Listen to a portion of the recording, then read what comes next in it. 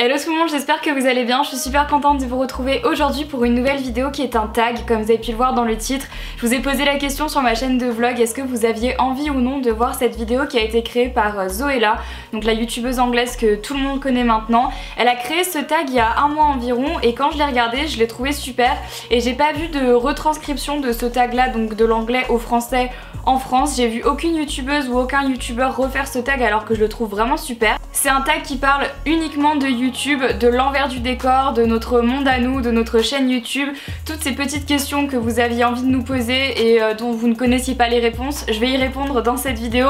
Je remettrai d'ailleurs toutes les questions dans la barre d'infos si jamais n'importe quel youtubeur passe par là et qu'il a envie de refaire ce tag, refaites-le parce qu'il y a 2-3 questions qui sont ultra sympas, très marrantes, qui peuvent en apprendre plus aux gens sur qui nous sommes et je trouve que c'est bien de partager ça avec les gens. Donc écoutez, c'est parti, on commence tout de suite avec la première question. Donc la première question, c'est pourquoi et quand as-tu commencé ta chaîne YouTube? Alors il y a quelques personnes sûrement encore sur cette chaîne qui se sont abonnées il n'y a pas très longtemps, qui ne savent peut-être pas les raisons pour lesquelles j'ai commencé les vidéos sur YouTube.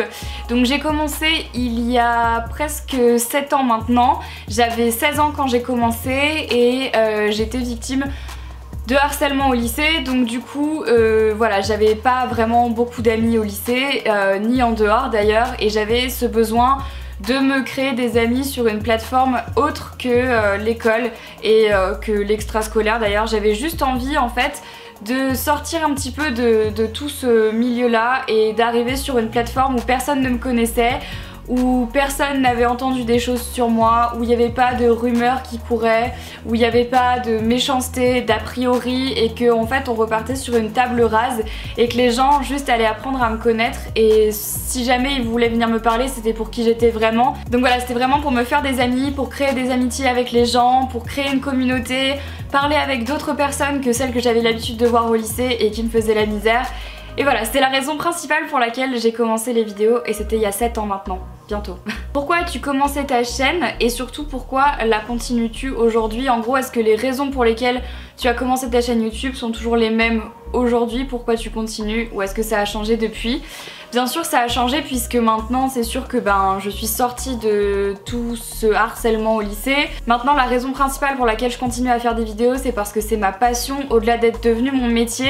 Ça reste quand même ma passion première. Quand je ne filme pas de vidéos, je suis malheureuse. Quand je filme pas ces petits instants de vie dans mes vlogs, je suis pas bien. J'aime bien partager ma vie au quotidien avec vous, j'aime bien faire des vidéos comme ça où je peux parler avec vous, avoir cette sensation d'avoir un contact avec les gens. Pour moi c'est super important. Peut-être que vous avez l'impression que je suis une fille hyper extravertie, qui aime sortir, qui aime parler aux gens, qui est pas timide.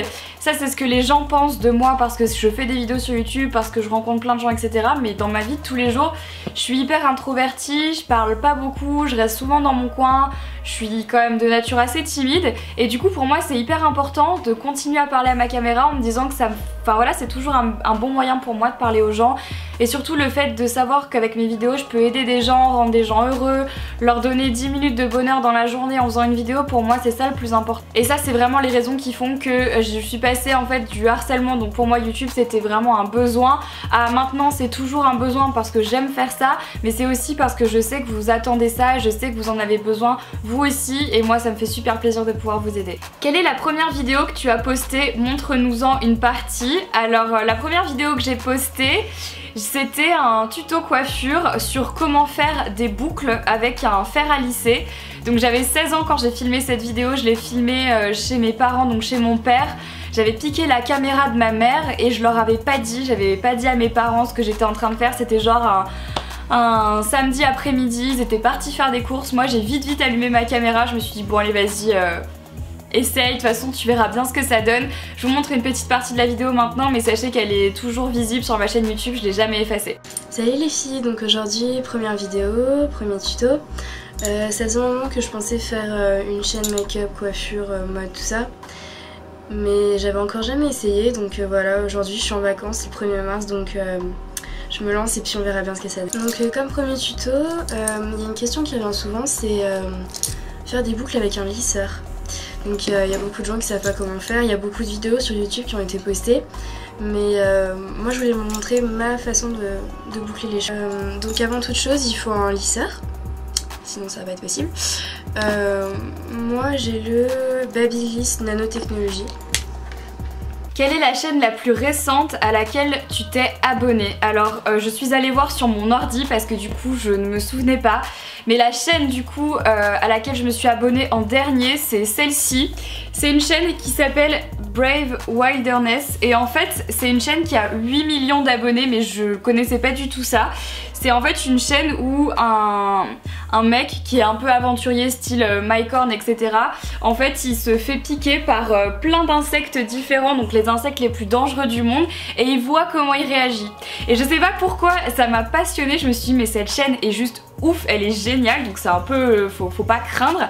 Mais du coup je me suis abonnée à sa chaîne parce que j'avais trouvé ça super marrant et voilà, typiquement c'est la chaîne que je regarde en ce moment. C'est la dernière chaîne à laquelle je me suis abonnée en tout cas. De toute façon je vous la remettrai dans la barre d'infos si jamais vous avez envie d'aller voir ce que ce fou malade fait. Quelle est ta vidéo la plus populaire et à ton avis pourquoi est-ce que c'est celle-ci qui est la plus populaire sur ta chaîne? Alors je vous avoue que ça fait longtemps que je ne suis pas allée regarder ça.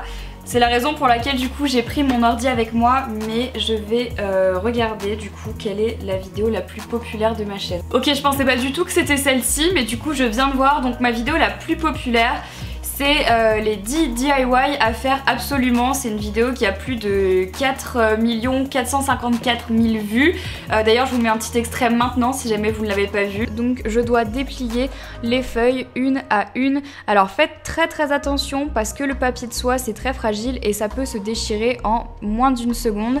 Donc faites très attention, mais prenez votre temps sur cette partie parce que c'est vraiment ce qui va faire en sorte que votre petite fleur de papier soit la plus jolie. Donc on déplie toutes les feuilles, on leur donne une forme et on fait ça sur les deux parties. Donc là j'ai fait une première partie et bien évidemment il faut également faire la deuxième. Donc pourquoi est-ce que je pense que c'est cette vidéo là qui est la plus vue? Simplement parce que les DIY c'est généralement des vidéos assez virales qui sont faciles à reproduire chez soi. On n'a pas forcément besoin d'énormément de matériel, on peut le faire avec ce qu'on trouve à la maison. Et puis parce que ça s'adresse à plus de monde je pense que le maquillage, la beauté, etc. En général je trouve que le DIY c'est vraiment plus axé lifestyle, enfin vraiment plus pour tout le monde finalement que de la beauté. Donc du coup voilà, je pense que c'est pour ça que c'est ma vidéo la plus vue, mais très sincèrement je pensais pas que c'était celle-là parce qu'en fait les deux vidéos qui sont les plus vues juste après c'est des tutos coiffure, donc c'est pour ça. Mais je trouve ça assez sympa, c'est vrai que j'ai pas souvent l'habitude de regarder, donc c'est cool de savoir ça. Combien de vidéos as-tu en privé ou en non répertorié? Donc vous le savez peut-être, mais sur YouTube, quand on a une chaîne YouTube on peut du coup cacher des vidéos. Soit on peut les mettre en privé et dans ce cas là on est les seuls à pouvoir voir les vidéos, soit on les met en non répertorié et on est les seuls avec les personnes qu'on a autorisées, ou en tout cas les personnes qui ont le lien de la vidéo. Donc je vais regarder ça, je sais même pas si Ah voilà, si on peut regarder. Donc en privé j'en ai 3. Et donc en non répertorié j'en ai... Combien j'en ai? Oula, 1, 2, 3, 4, 5, 6, 7, 8, 9, 10, 11, 12, 13, 14, 15, 16, oula, 17.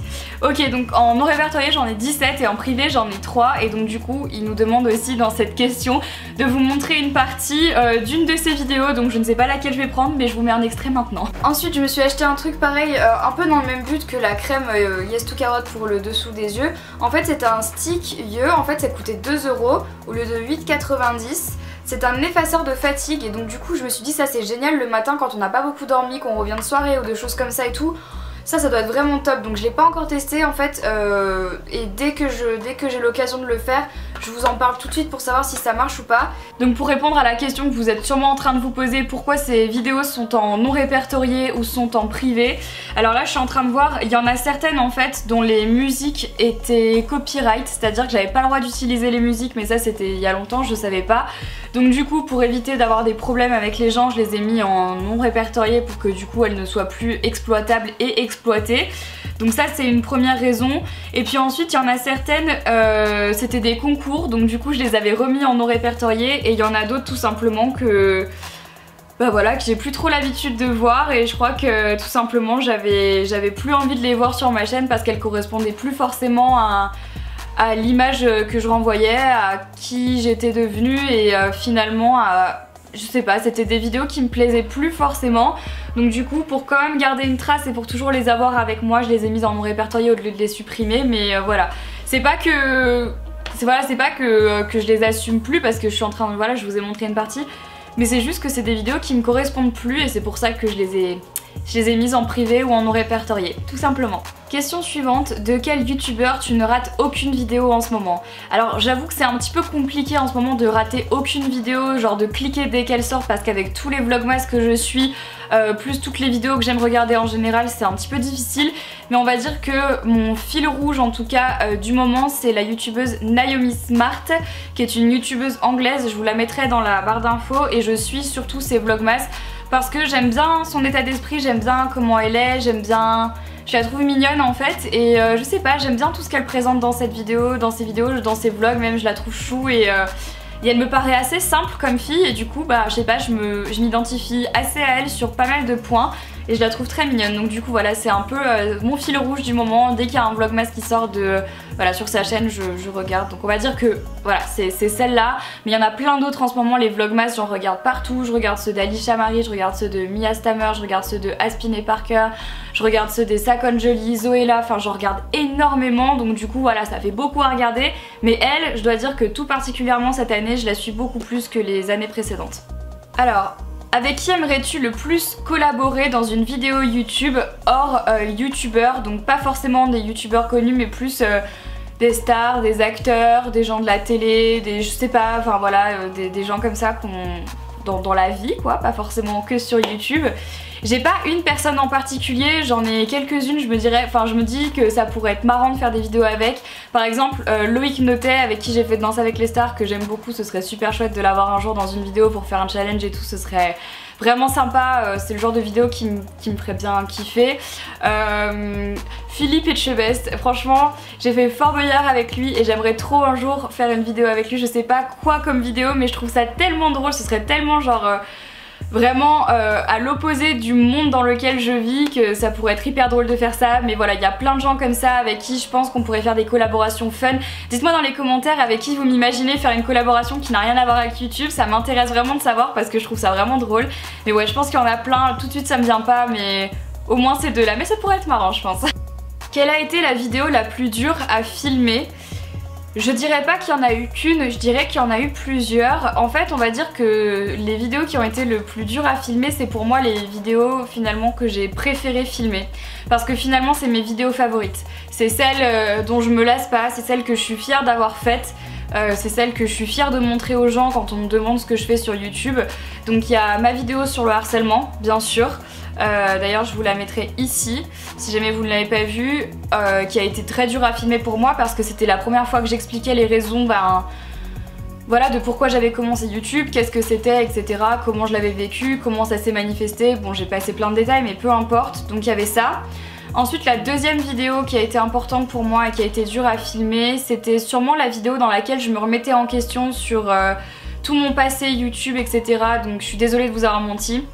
Pareil, je vous la mettrai ici si vous l'avez pas vue parce que pour moi ça a été dur, c'était comme si je me mettais à moi-même une grosse claque en me disant genre c'est pas toi, c'est pas du tout toi et ça te ressemble pas, donc ça a été difficile aussi à filmer. Et bien sûr pour terminer, il y a eu ma vidéo sur mes troubles du comportement alimentaire, pareil que je vous mettrai ici si vous l'avez pas vue, où je vous expliquais un petit peu par quelle phase j'étais passée, quels ont été les hauts et les bas avec l'alimentation que j'ai pu avoir et qui sont toujours présents aujourd'hui. Et voilà, ça a été une vidéo très dure à filmer pour moi. Très dure parce que c'est un problème que je guéris encore aujourd'hui, donc du coup ça n'a pas été évident de filmer ça, mais quand même ça m'a fait du bien et je pense que c'est une vidéo qui vous a plu et qui surtout à mon avis a pu vous aider et ça me fait vraiment plaisir. Si toutes tes vidéos se supprimaient sauf une, laquelle voudrais-tu sauver? C'est un petit peu difficile de répondre à cette question parce que justement comme je le disais, pour moi les vidéos qui ont été le plus dures à filmer, c'est aussi les vidéos qui me tiennent le plus à cœur, donc il y en a plus d'une.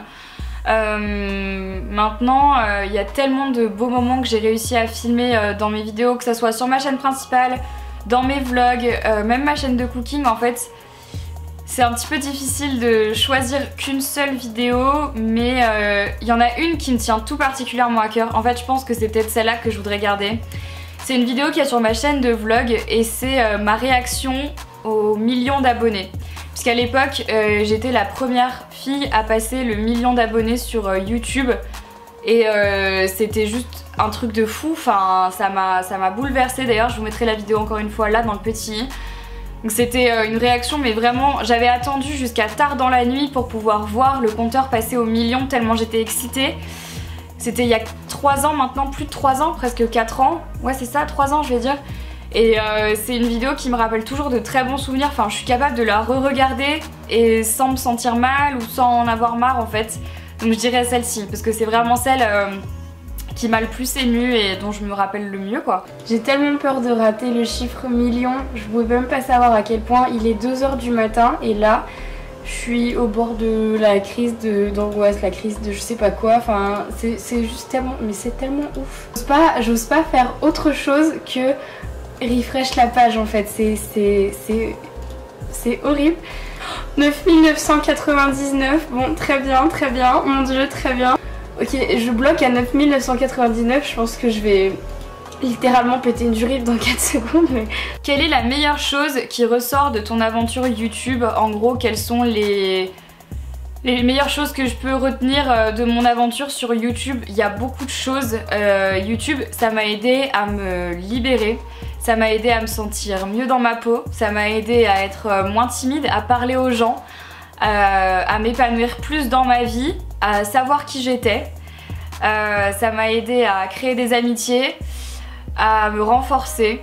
Ça m'a aidé bien sûr dans ma vie professionnelle puisque c'est devenu mon travail. C'est devenu une de mes raisons de vivre parce que c'est ce que j'aime le plus faire avec le fait de voyager, mais YouTube c'est ma passion. Je suis contente de pouvoir dire qu'aujourd'hui ma passion c'est aussi mon métier, c'est ce que je dis tout le temps. D'avoir la fierté de se dire que quand je travaille, même si c'est dur, parfois même s'il y a des jours où c'est compliqué, même s'il y a des jours où je suis fatiguée, bah toujours pouvoir me dire que j'ai de la chance de faire un métier que j'aime, que j'ai choisi. Et ça c'est vraiment pour moi la plus belle opportunité que YouTube a pu m'apporter, c'est vraiment de vivre de ma passion. Maintenant bien sûr il y a eu tellement d'opportunités professionnelles à côté que je ne saurais les compter, mais avoir la chance d'écrire des livres, avoir la chance de faire des émissions de télé, de sortir un rouge à lèvres avec une des marques que j'aime le plus. Enfin voilà, toutes ces choses-là font qu'aujourd'hui, je remercie YouTube pour tout ça. Si il y a 7 ans, je n'avais pas allumé ma caméra en me disant bah vas-y essaye, on verra, j'en serais pas là en fait. Et parfois je me dis mais qu'est-ce qui t'est passé par la tête pour qu'un jour tu décides d'allumer cette caméra? Et je pense en fait qu'on a tous et tout intérêt à croire un petit peu au destin parce que moi, rien dans ma vie je n'étais absolument pas prédestinée à faire un métier d'image où on allait voir mon visage tout le temps. J'étais plus une fille de l'ombre. Personne n'aurait pu penser que mon métier ça allait être ça.